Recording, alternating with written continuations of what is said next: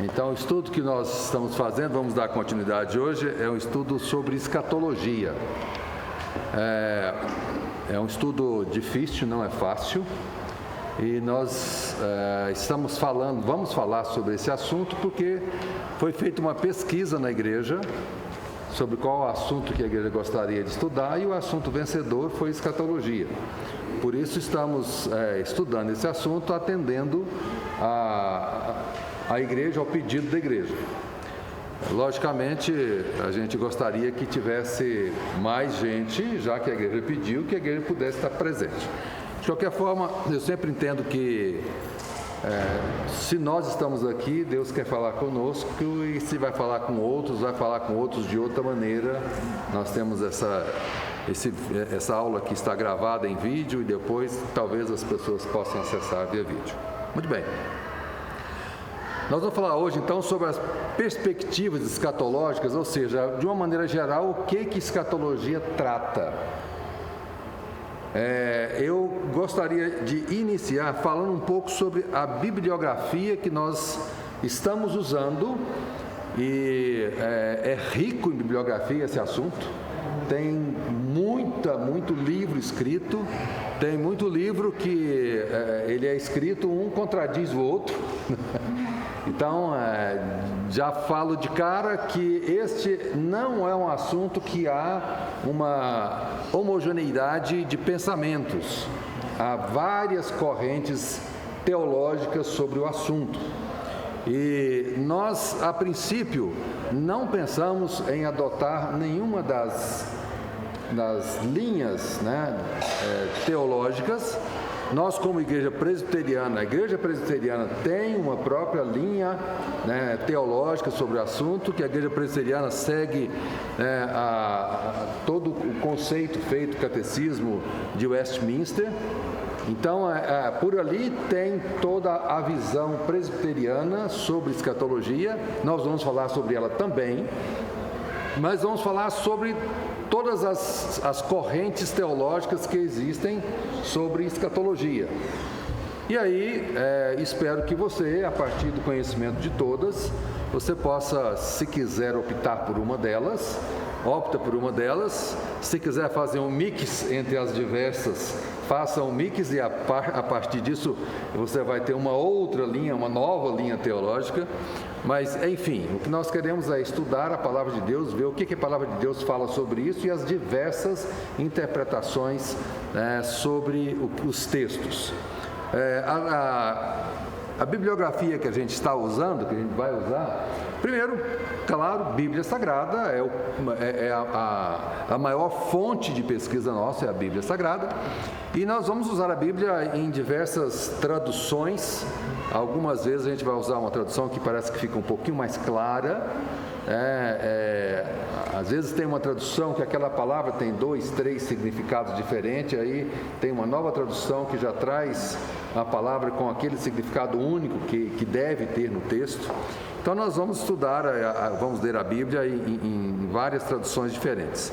Vamos falar um pouco também sobre teologia sistemática, tanto bíblica como histórica. Não há como estudar escatologia sem falar bastante de teologia sistemática. Aí vem os livros. Esses livros que estão escritos aqui são os que a gente optou por seguir. E vamos dizer mais uma vez, esses livros, eles têm correntes diferentes. E tem inclusive alguns deles que traz todas as correntes. Talvez, se você quiser ficar com um livro apenas, seja mais interessante você pegar um livro que tem todas as correntes. Então temos aí o livro de a Teologia do Livro do Apocalipse, de Richard Bauckham.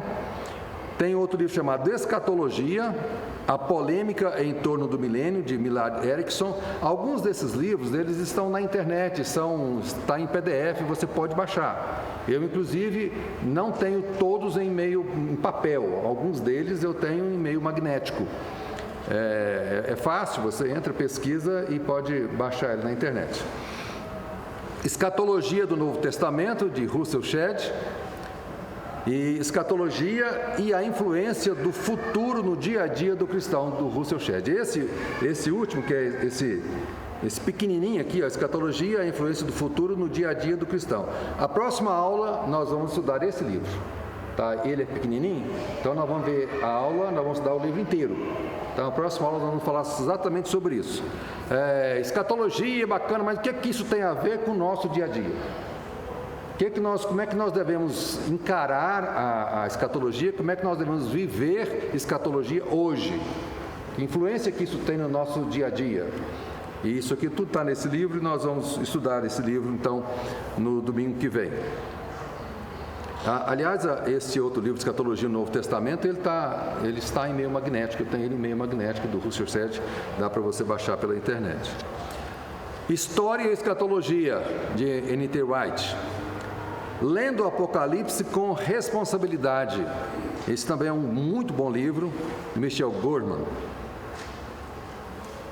Para mim, um dos livros mais completos, mas não é muito fácil, é esse livro aqui chamado Manual de Escatologia, Dwight Pentecost.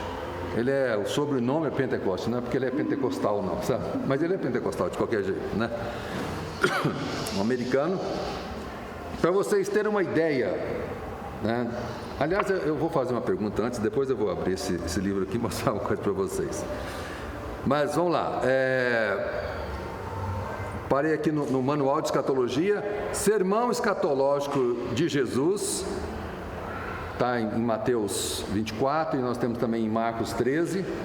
É o maior sermão sobre escatologia que existe na Bíblia, é o pronunciado por Jesus. Ele traça uma série de profecias, né, falando dos fins dos tempos.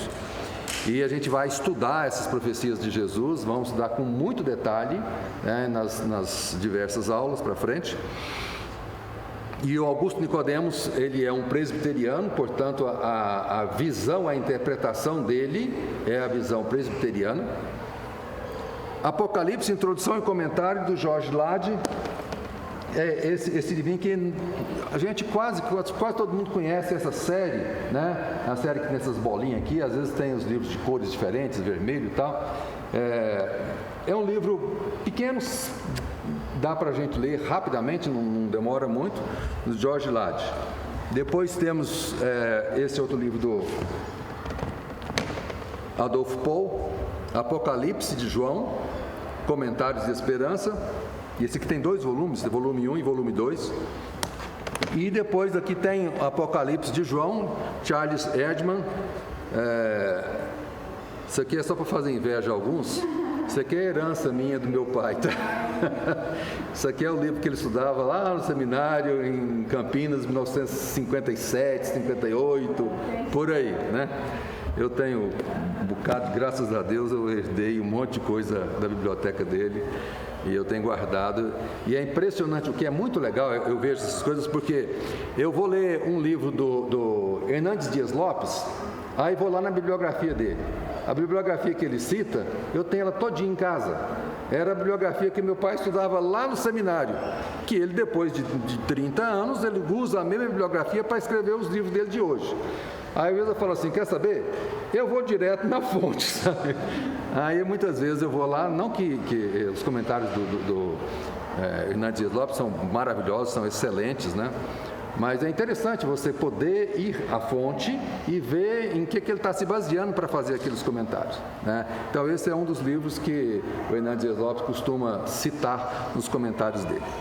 Bom, muito bem. Estamos falando de escatologia. Eu queria fazer uma pergunta, eu sei que está gravando aqui, talvez esse momento para a gravação, eu quero talvez repetir aqui as respostas de vocês. Mas eu gostaria de saber de vocês, quando fala em escatologia, o que é que vocês pensam, o que é que tem na cabeça de vocês, o que é que vocês pensam que a gente vai tratar, o que é que vocês esperam que a gente vá falar aqui na escola dominical? Eu gostaria de ouvir, até para a gente dar uma nivelada de conhecimento, para eu saber o que tem na cabeça de vocês, para a gente poder, ao final, tentar conduzir o assunto de acordo com aquilo que vocês têm em mente, daquilo que vocês esperam. Fala um só de cada vez, por favor. Está falando que escatologia trata, quase que isso é quase uma definição, né? Escatologia é o estudo dos acontecimentos, dos eventos que trata dos fins dos tempos, né? Mas isso é muito amplo. Eu queria saber, e dentro disso aí, o que é que você pensa? O que você pensa que vai ser falado nesse negócio? Fala aí, Ciro.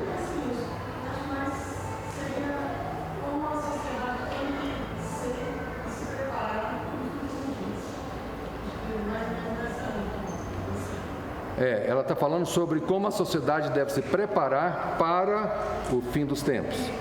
Então, esse aí é um assunto que nós vamos falar, inclusive, no domingo que vem, sobre como é que nós devemos preparar, sabendo de escatologia, o que eu tenho que fazer hoje.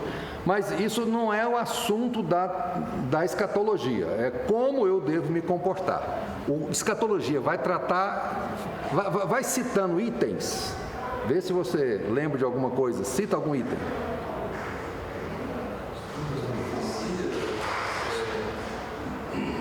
O estudo das profecias. Vocês acham que escatologia a gente vai falar sobre arrebatamento da igreja? Sim, né? Então, essa coisa que eu estou querendo. Não, a gente vai falar sobre o anticristo. Nós vamos falar sobre... Mas fala mais coisa, eu quero ver vocês. Eu não quero falar, eu quero que vocês digam. Julgamento final, o que mais? Quais são eles? Guerra. Fome, o que mais? Tribulação. Eu vou colocar, além de tribulação, a grande tribulação. Tem a grande tribulação. O que mais? Fim do mundo. Fim do mundo. O que você quer dizer com fim do mundo? Fim do mundo? A Terra, o planeta Terra ou as pessoas? Tudo. Acaba as pessoas, o planeta. Tá vendo, gente, como é que é? Assim, não é um assunto fácil. Vai ter gente que tem pessoas que vai dizer assim, não, escatologia, o fim do mundo é fim do mundo mesmo, acaba o planeta, acaba tudo, acaba sol, acaba pessoas, é outra coisa, vai ter novos céus e nova terra. Vamos interpretar o que é novos céus e nova terra? Novos céus e nova terra é acabar com a terra, nós vamos para outro planeta, como é que vai ser isso? Transformação, a transformação, de repente é esse planeta, o céu, onde é que é o céu? Mas o que é o mar? Qual é a interpretação de mar? É aquela água salgada que a gente brinca lá e vai para a praia? Não vai ter praia? Isso hoje, para mim, é o oceano. O oceano. Não o mar. Pois é porque quando fala em mar, a Bíblia, quando usa o mar, usa de uma maneira figurativa, que também é uma situação. Como é que eu vou estudar escatologia? Como é que eu vou estudar, por exemplo, o Apocalipse? Eu vou estudar de uma maneira figurativa, achando que o que está escrito lá é uma coisa figurativa, ou é uma coisa real, de verdade? Como é que eu tenho que interpretar aquilo? Entender. Porque uma coisa é uma alegoria, a outra coisa não é alegoria, é reto, é real, é aquilo que está escrito lá, é ipsilitris, é ao pé da letra. Então você imagina o seguinte, se um fala que é ao pé da letra, ele tem uma interpretação, se o outro fala que é alegoria, a interpretação é totalmente diferente. Aí acha que é os dois, mas aí vem aquela história, em que momento eu vou falar assim, isso aqui é real, isso aqui é figurativo. Vou lembrar uma aula sua de mais de 25 anos atrás. Meu Deus. Você falava naquela época era televisão. Pois é, hoje não é mais televisão, né? Me impressiona quando a Bíblia fala assim, todo olho verá. Eu falei, gente, como é que pode ser? Se Jesus estiver descendo lá em Jerusalém, como é que eu daqui posso ver Jesus descendo em Jerusalém? Aí, né, mas olha, hoje, já há 20 e tantos anos atrás, você tinha a transmissão direta, hoje você assiste guerra ao vivo, né? A guerra está acontecendo lá e você está vendo o cara atirar, a bomba está caindo, você está vendo daqui. Antigamente, como é que você imaginava isso, né? Até no aspecto de tecnologia, né? Todo olho verá, hoje, tranquilo, não é impossível. É instantâneo, né? Então, vamos passar algumas coisas para vocês verem o tamanho da encrenca que vocês estão nos metendo, né? Ver a abrangência, o tamanho que é o assunto. E, por exemplo, o judeu. as profecias da vinda de Jesus. Será que o judeu imaginou em algum momento, ou algum judeu ainda imagina em algum momento, que Jesus vem 2 vezes? A profecia do Velho Testamento fala que vai vir o ungido, o Messias. Mas é uma vez só, são pouquíssimos os textos do Velho Testamento que você pode analisar e falar assim, opa, aqui parece que fala da vinda como Salvador e depois numa outra como juiz. Mas dificilmente a gente vai conseguir ter uma interpretação muito clara nos textos do Velho Testamento sobre a segunda vinda do Messias. Você vai ter muito claramente sobre a primeira vinda do Messias. E a segunda vinda do Messias, ela só apareceu quando o Messias veio a primeira vez. Ele falou assim, eu vou voltar, hein? Varões galileus, vocês estão aí olhando para cima, esse mesmo Jesus que vocês estão vendo subir, um dia ele vai descer, uma segunda vinda. Isso só aparece, é uma espécie de novidade, né, teológica a partir do Novo Testamento. Então, até quando eu estudo escatologia, o que eu tenho que olhar? O Velho Testamento, o Novo Testamento, até no aspecto de relevância, né? Eu tenho que interpretar o Velho Testamento a partir do Novo Testamento, ou o contrário, interpretar o Novo Testamento a partir do Velho, e se um sobrepõe o outro ou estão paralelos. A partir disso, uma série de textos ficam mais claros, mas eu tenho que ter essa noção antes, tá? Então, eu estava comentando com vocês sobre esse manual de escatologia. Vocês não assustem, mas eu vou falar sobre o sumário do livro, só os assuntos, os tópicos. Folha 1, 2, 3, 4, 5, 6, 7, 8, 9, 10, 11, 12, 13, 14, 15. 15 folhas do sumário. Vocês imaginam a quantidade de assuntos que escatologia trata. Escatologia começa lá em Gênesis. E a gente pensa que escatologia é o estudo do Apocalipse. Não, é o estudo da Bíblia inteira. A Bíblia inteira fala sobre escatologia. Então, rapidamente, alguns dos assuntos que nós vamos abordar, possivelmente a gente vai abordar um pouco mais. Inicialmente, quando falou de escatologia, quanto tempo nós vamos gastar? Normalmente a gente faz estudos aqui de 20 lições, a gente já acha meio grande. E alguém falou, vai ser um ano inteiro estudando escatologia, não dá para estudar escatologia em 2 meses. Então, por exemplo, princípio das dores. Nas profecias de Jesus, fala, quando vocês verem isso não esquenta não, esse é o princípio das dores. Muito bem, princípio das dores. Esse princípio de dores já aconteceu? Vai acontecer ainda? Ou é uma coisa que é passado, que já aconteceu, já acabou, esse princípio das dores, já teve o princípio, já teve o fim, não tem mais, isso é coisa do passado? Nós estamos vivendo isso hoje, ou é coisa do presente que nós estamos vivendo, ou é uma coisa que ainda vai começar no futuro? Nós temos linhas teológicas, correntes teológicas que vai falar dessas 3 maneiras diferentes. Tem uns que falam assim, não, o princípio das dores, as dores já acabaram, já teve o princípio das dores, já passou. Outros falam assim, não, isso agora, nós estamos vivendo isso hoje.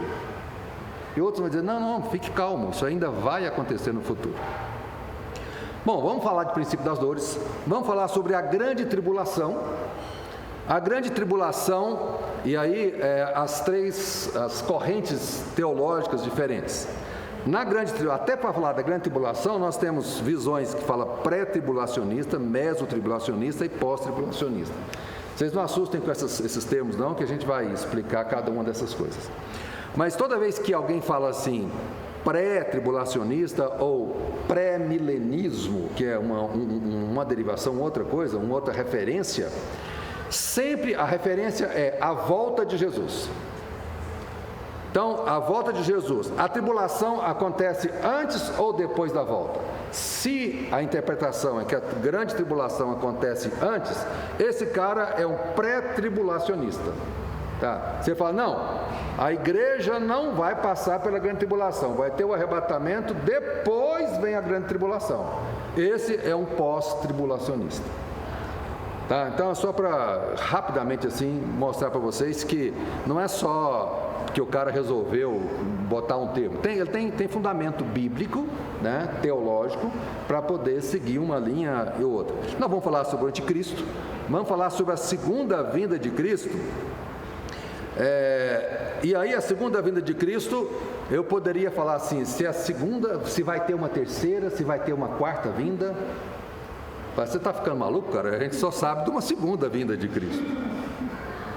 Mas não é só não, viu, gente?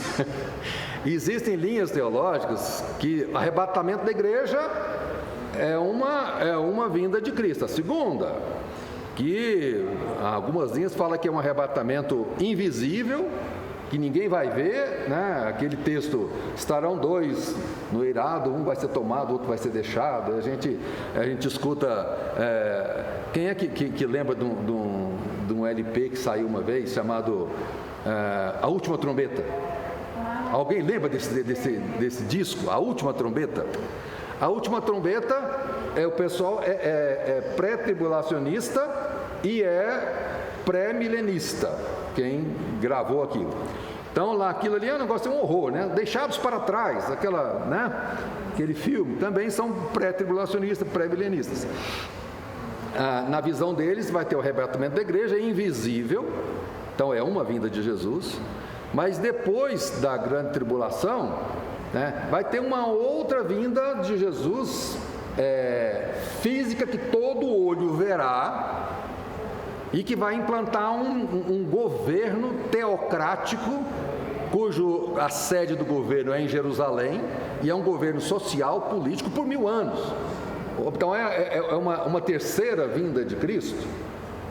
E depois do milênio ainda tem um julgamento final, o tribunal, né, branco final, de juízo final, que seria uma terceira vinda de Cristo. Entende? Então, tem textos na Bíblia que nos leva a diversas interpretações. Vamos falar então sobre a segunda vinda de Cristo e mostrar esses textos que você pode ter interpretações diferentes. Arrebatamento da igreja. Arrebatamento da igreja vai ser aquele arrebatamento secreto, invisível, ou todo olho verá? Tem linha que fala, não, arrebatamento é um só, é único, não tem um arrebatamento primeiro, um depois, tem um arrebatamento, mas os mortos continuam mortos, depois tem a ressurreição dos mortos e enfim, né, visões diferentes. Nós vamos ver se esse arrebatamento da igreja, se ele é em uma etapa só, se ele é em 2 etapas, se ele vai ser sempre uma única vez sendo visível a todo olho, ou se tem um arrebatamento primeiro invisível, onde encontramos com Jesus nos ares, só os arrebatados que vão ver Jesus, os demais não. E depois sim, aí virá uma terceira vinda de Cristo, que ele vem com os seus santos, para governar por 1000 anos. Então são textos que vai trazer interpretações diferentes. As bodas do Cordeiro é um outro assunto que está lá em Apocalipse também, fala sobre as bodas do Cordeiro. A ressurreição dos mortos. Na ressurreição dos mortos, os mortos em Cristo têm o mesmo dia da ressurreição dos mortos sem Cristo? A ressurreição é no mesmo momento? Ou vai ser em momentos diferentes? Tem a ressurreição, primeiramente, dos mortos em Cristo, e depois do milênio, alguma coisa assim, vem a ressurreição dos ímpios. As 70 semanas de Daniel, quando você fala de escatologia, não tem jeito, você vai falar nas 70 semanas de Daniel. Para quem eventualmente não está familiarizado com isso, Daniel profetiza 70 semanas. E aí ele fala, quem se destina a essas 70 semanas? Ele profetizou que antes do final dos tempos acontecerá as 70 semanas. E ele fala o que vai acontecer em cada uma delas. Mas vai acontecer destina a quem? Lá ele fala, olha, 70 semanas estão destinadas ao teu povo a Israel, a Jerusalém. Mas aí vem acho que logo na próxima slide eu vou falar. Nas 70 semanas, quando você estuda 70 semanas, está relativamente claro, e nesse aspecto os teólogos praticamente eles entendem a mesma coisa, que 69 dessas 70 semanas já se cumpriram. E cada semana dessa, quando você vai estudar, na verdade, cada dia da semana é um ano. Então, cada semana são 7 anos. Portanto, desses 7 vezes 7, seria 490 anos.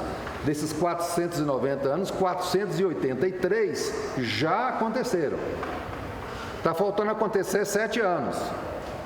Que 7 anos são esses? A coisa aconteceu no passado, veio tudo na sequência. Quando chegou na 69ª, interrompeu a contagem, o reloginho foi travado. Agora, em algum momento, ele vai ser destravado e vai continuar contando o tempo e vai concluir a profecia de Daniel das 70 semanas. E aí lá vamos falar sobre a plenitude dos gentios, que tem a ver com o reloginho parado, né?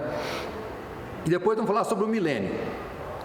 Dentro da questão do milênio, tem pelo menos 3 linhas teológicas diferentes: os amilenistas, os pós-milenistas e os pré-milenistas.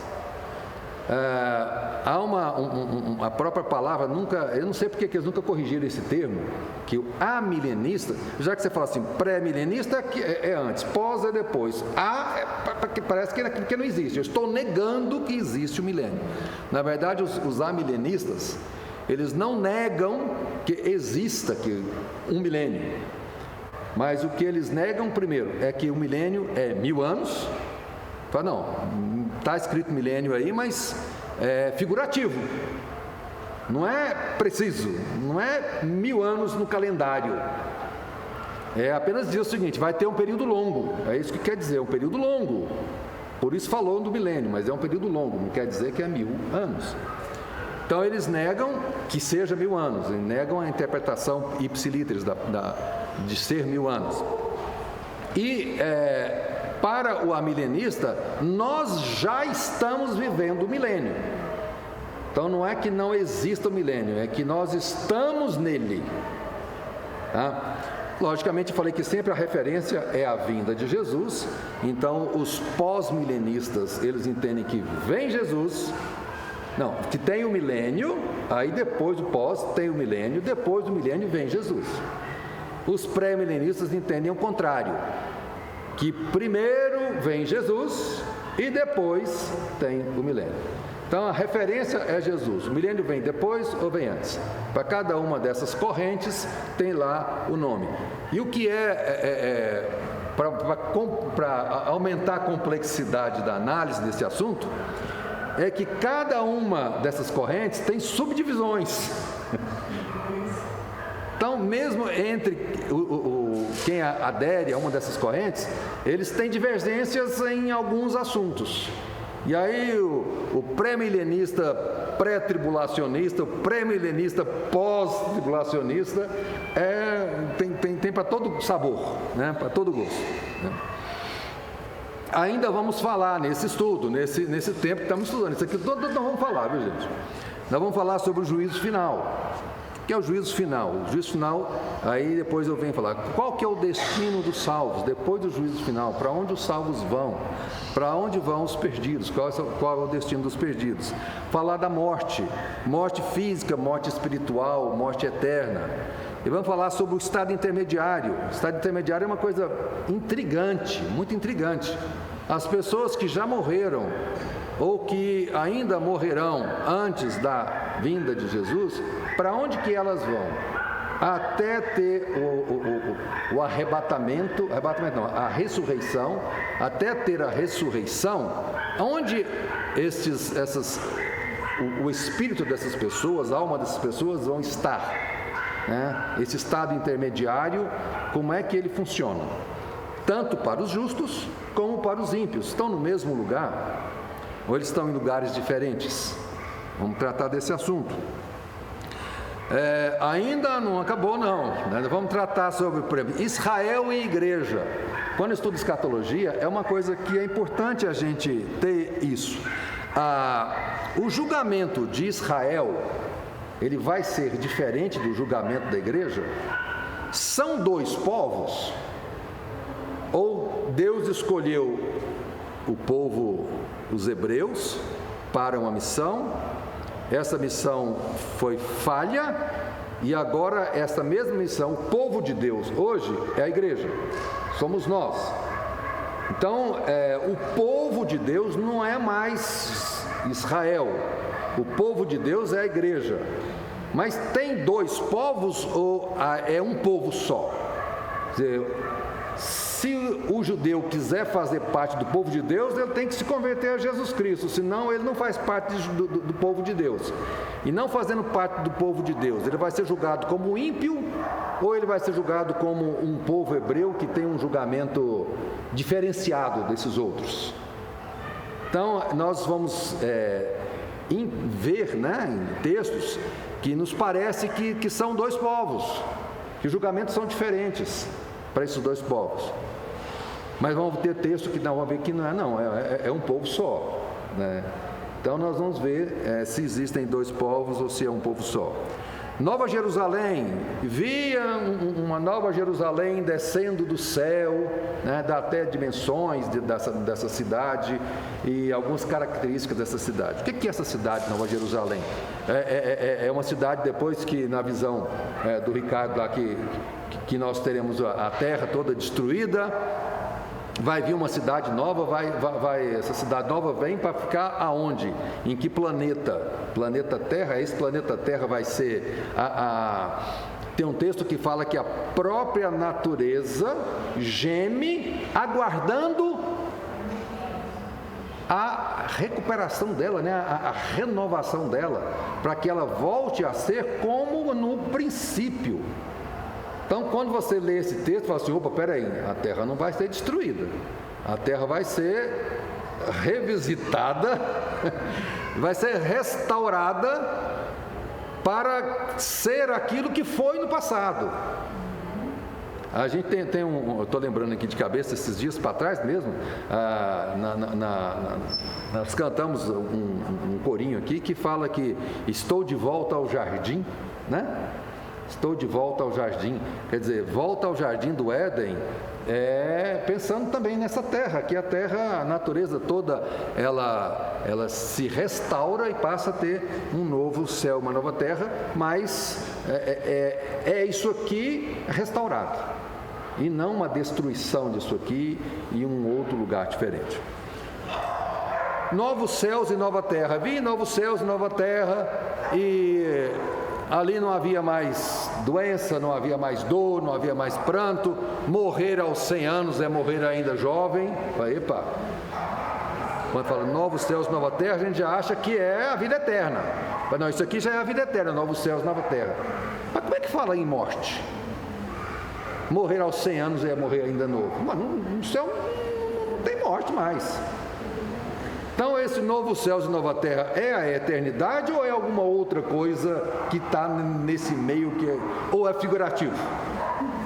Ou é tudo figurativo, né?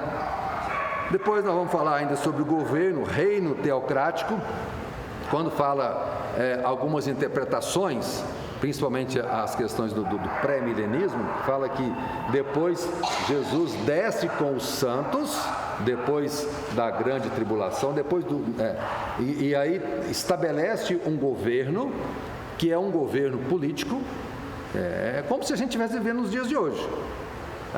E é um governo político onde Jesus é o governante de toda a terra e ele governa junto com os santos. De repente você vai ser, né, o presidente do Brasil, né, um ministro qualquer, são os santos que estão governando. Então, esta é o reino teocrático. Algumas interpretações do reino teocrático é exatamente isso, é um reino estabelecido nesta terra, com as pessoas que estiverem na terra, com os santos que foram arrebatados, que foram ressurretos e que foram arrebatados também, voltando e estabelecendo um reino na terra desta maneira. E depois vamos falar sobre o estado eterno, que é o que a gente espera no final, o estado eterno, né? A eternidade, que aí essas coisas todas já passaram, eis que tudo passou e agora é tudo coisa nova. Tá? Então, para vocês entenderem assim, olha o tamanho da encrenca. Nós não vamos chegar aqui e falar o seguinte: a segunda vinda de Jesus é assim, nós estamos aqui de uma hora para outra, ele vem, se prepare e acabou o estudo. Não, tem muita coisa que eu acho que a gente não vai ter como falar, porque ficaria uma coisa muito extensa. Por exemplo, a gente teria que falar sobre todas as alianças, a aliança abraâmica, começa lá: em ti serão benditas todas as famílias da terra. Daí os pós-milenistas, eu vou dar só uma coisinha bem simples, né? Nós vamos ter uma aula falando só sobre pré-milenismo, só sobre pós-milenismo, só sobre amilenismo, para vocês entenderem bem claramente o que é cada uma dessas coisas. Mas os pós-milenistas, eles entendem que em ti serão benditas todas as famílias da terra. Então vai ter um momento em que todas as famílias da terra se converterão a Deus, antes da vinda de Jesus. E aí Jesus vem. Ou seja, e aí logicamente as discussões são intensas. Mas peraí, meu irmão, vamos ver aqui. Você está na expectativa de que o Evangelho vai crescer e vai dominar o mundo. Assim, vai crescer inclusive politicamente. Inclusive os governantes serão cristãos, porque o Evangelho vai crescer tanto que vai tomar toda a terra. Essa é a visão pós-milenista.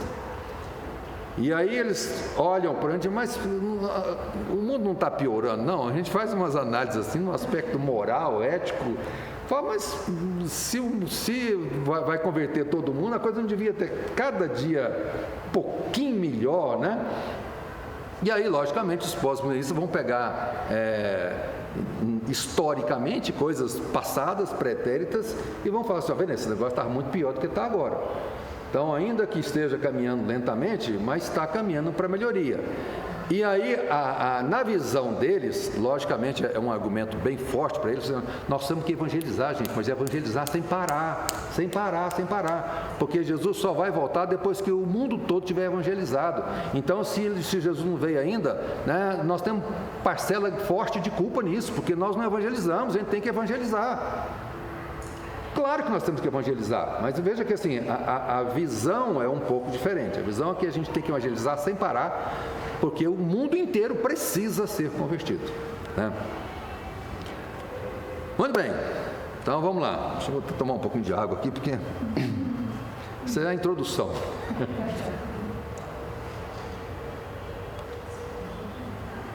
Então, olha, são eventos que tratam dos fins do tempo.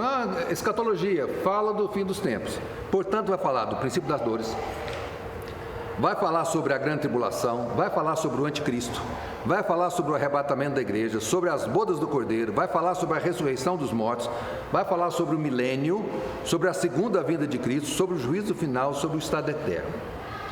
Então, tudo isso faz parte de escatologia.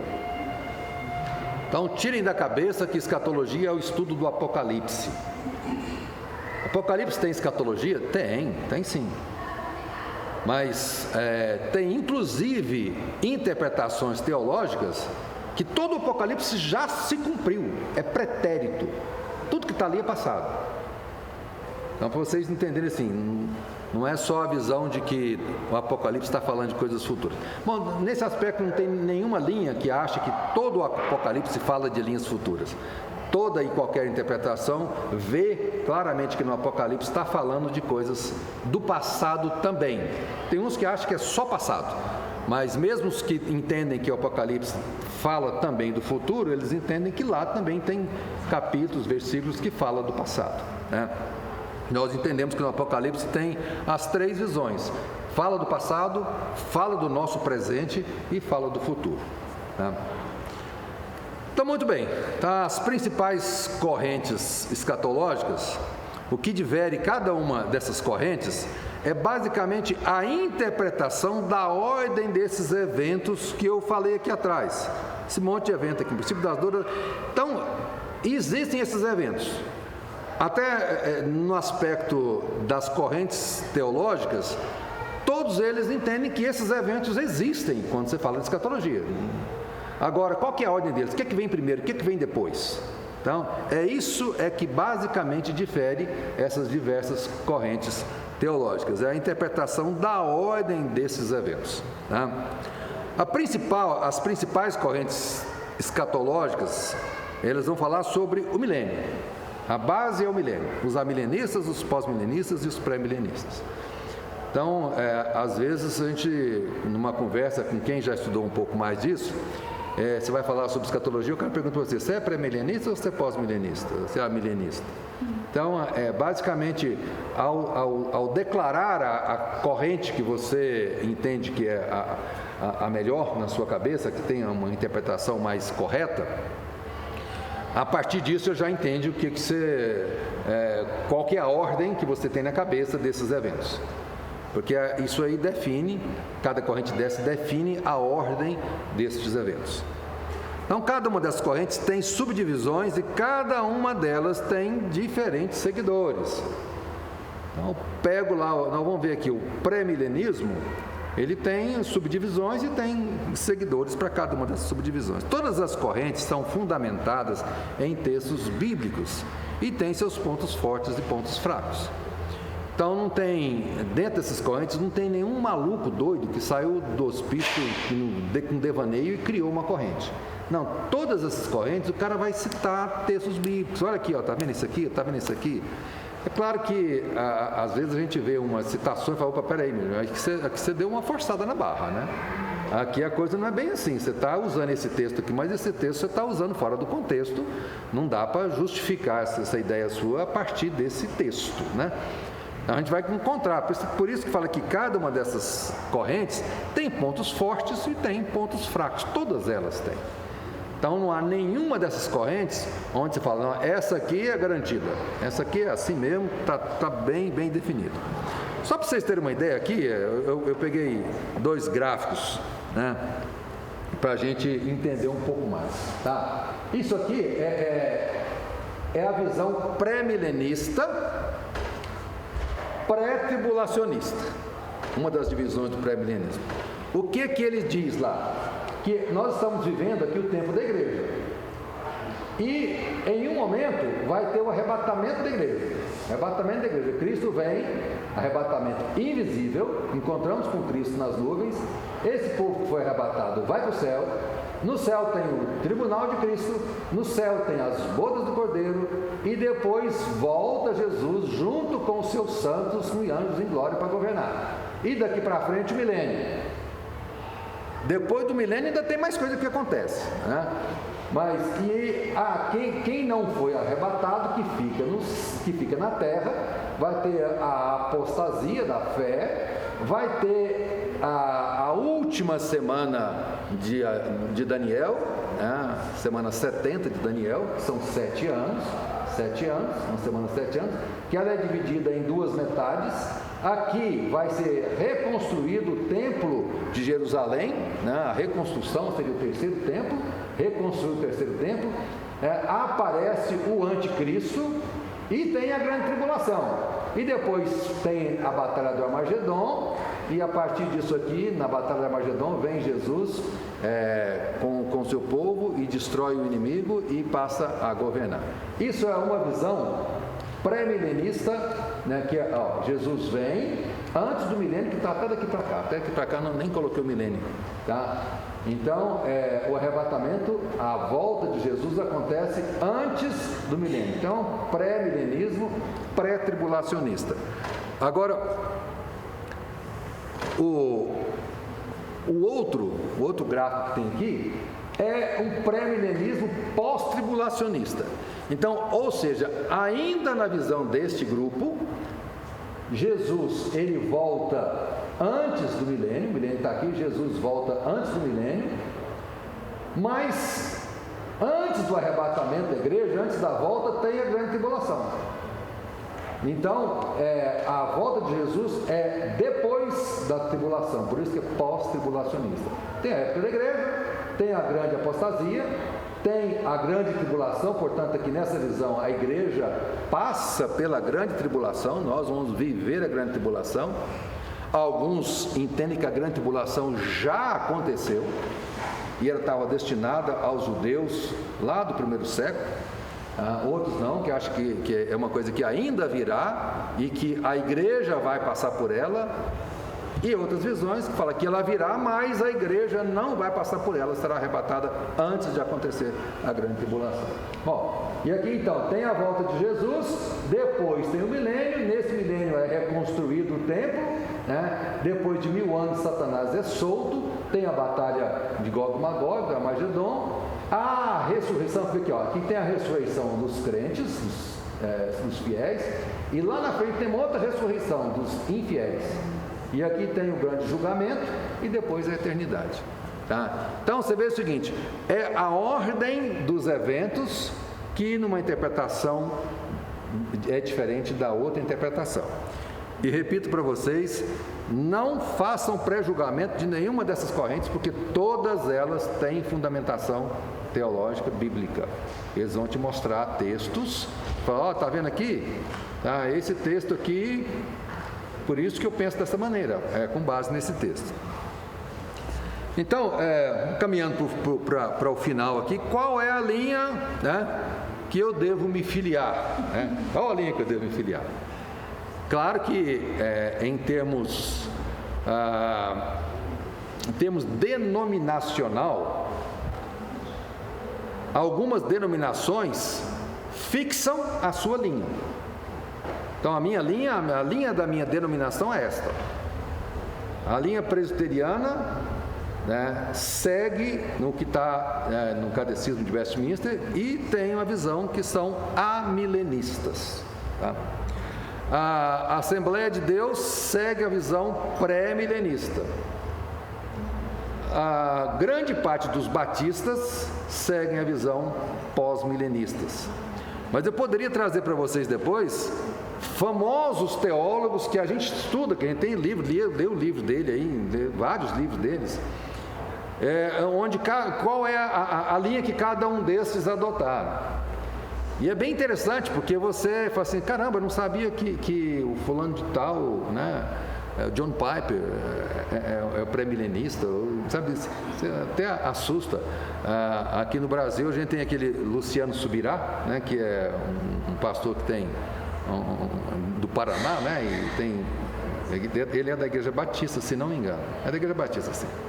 É um pré-milenista, tem vídeos dele na internet, onde ele faz um estudo profundo, longo sobre o pré-milenismo. Mas tem lá o Augusto Nicodemos também, que faz outro estudo longo sobre amilenismo. Eu tenho ouvido esses negócios tudo, sabe? Eu já ouvi bastante coisa, bem interessante ver esses debates. Então, mais importante do que se filiar a uma ou outra linha escatológica é saber que Jesus vai voltar. Todos eles são unânimes em afirmar, olha, Jesus vai voltar. Se é antes do milênio, depois do milênio, da tribulação, cada um vai ter a sua linha, mas que ele vai voltar, vai. Isso é certo, todos sabem disso. O que eu acho que a gente precisa, mesmo que a gente esteja estudando isso, eu estou falando falei tanta coisa hoje para vocês entenderem a grandeza desse assunto, mas o que eu quero é que a gente tenha na mente que Jesus vai voltar e que nós temos que estar preparados para a volta de Jesus. No domingo que vem nós vamos falar de que maneira que nós devemos nos preparar para a volta de Jesus. Mas nós precisamos nos preparar para a volta de Jesus. É isso que a gente precisa saber. E eu coloquei aqui, entre parênteses, uma outra coisa, arrebatamento ou morte. Que é o seguinte, será que nós vamos estar vivos no dia do arrebatamento? Eu diria para vocês o seguinte, claro, estejam preparados, porque o arrebatamento pode acontecer hoje ainda, tá? Pode acontecer hoje. Mas, para não ficar com paranoia, maluquice, aquela coisa, e agora tem a questão da previsão da data, né? O que já teve gente fazendo previsão de data, aí o cara prevê uma data, vai todo mundo para a igreja, todo mundo fica ajoelhado, fica orando lá. Será que é isso que a gente precisa? Será que na hora do arrebatamento Deus tem que me encontrar de joelho orando? Mas se ele me encontrar no supermercado, será que eu não vou? Só porque eu estou no supermercado? Se eu estiver na piscina da minha casa, eu estiver na praia, não vou porque eu estou na praia, eu tinha que estar na igreja? Então a gente começa a ficar com uma visão assim meio maluca, né, sobre a preparação para isso. Mas eu fico pensando só o seguinte: e a morte? Se não é no arrebatamento, nós vamos encontrar com Jesus de qualquer maneira. Tem linhas de pensamento, que não é nenhuma dessas que eu citei, que fala que a vinda de Jesus ela é individual para cada pessoa na morte. Morreu, para você teve a segunda vinda de Cristo. Rigorosamente, morreu, para você teve o fim da possibilidade de salvação ou não salvação. Uma vez morto, não é depois de morto que você vai deixar de ser um perdido e vai virar um salvo. Essa coisa tem que acontecer em vida. Então esteja sempre preparado, ou para o arrebatamento ou para a morte. Um dos dois, você tem que estar sempre pronto para encontrar com Jesus, né? Seja através da morte, seja através do arrebatamento.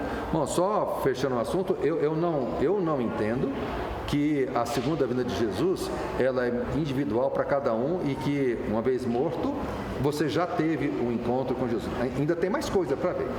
Eu acho que o arrebatamento vai acontecer e a ressurreição também vai acontecer para todos nós, tá? Seja ímpios ou crentes. Talvez quando isso acontecer, quando vier a segunda vinda de Jesus, a gente descubra que nenhuma dessas três correntes estavam corretas. O pastor Augusto Nicodemos, ele fala, que tem uma piadinha dele que é isso, né? Que fala, o dia que tiver o arrebatamento da igreja, vai estar subindo lá, vai a milenista, o pré-milenista e o pós-milenista, os três juntos. Um vai olhar para o outro e falar assim: não falei para você que ia ser assim? Né? Cada um, mesmo lá no dia, ainda vai achar, tá vendo? Eu estava certo, e de repente está todo mundo errado, mas Jesus vai vir, né? Se algum desses vai estar totalmente certo ou parcialmente certo, eu não sei, mas que Jesus vem, né? Sabemos que Deus executará seu justo juízo sobre toda a humanidade e punirá com rigor o pecado e o pecador.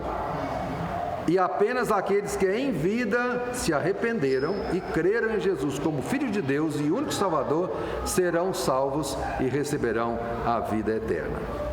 Encerrando, se o milênio é ou não literal, ou se os salvos serão arrebatados antes ou depois da grande tribulação, não deve interferir ou modificar a minha fé.